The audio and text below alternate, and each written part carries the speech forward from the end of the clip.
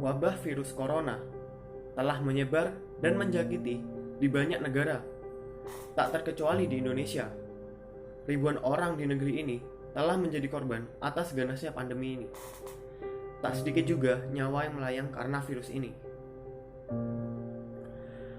Banyak daerah yang dipaksa lumpuh oleh kehadiran wabah corona ini. Keberadaan virus corona tidak hanya berpengaruh di fisik manusia saja.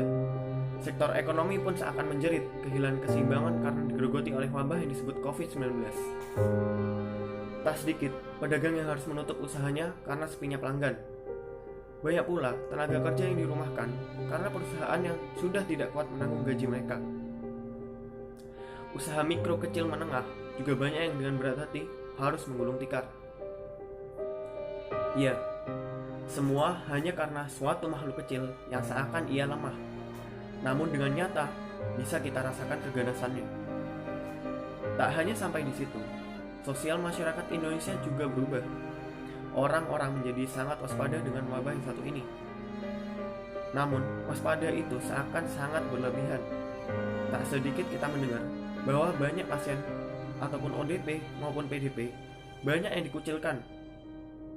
Maklumat dari petinggi negeri ini memang mengajak kita untuk menjaga jarak, fisik maupun sosial, bukan untuk mengucilkan. Beberapa pasien bahkan sedikit terganggu psikologisnya karena tak kuat menahan cibiran dari orang di sekitarnya. Hal itu yang menyebabkan kondisi pasien yang dirawat menjadi lebih buruk.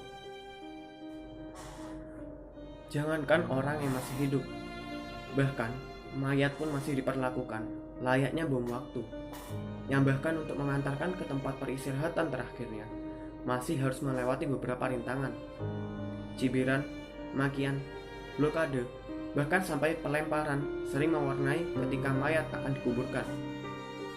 Polda Jawa Tengah menangkap 3 orang warga desa Sewakul, Ungaran Barat, Kabupaten Semarang yang menolak pemakaman perawat COVID-19. Bahwa saya aja berani, Pak. Di atas peti, Pak, saya berani. Warga terus menutup jalan agar ambulan yang membawa jenazah berikut rombongan tak bisa melintas.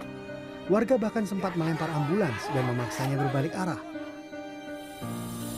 Miris memang. Masyarakat seakan memandang rendah serta jijik saudara kita yang terjangkit virus corona. Pertikaian juga terjadi antara aparat serta warga. Jadi siapakah yang lebih berbahaya? Ya, itu ulah dari ego kita.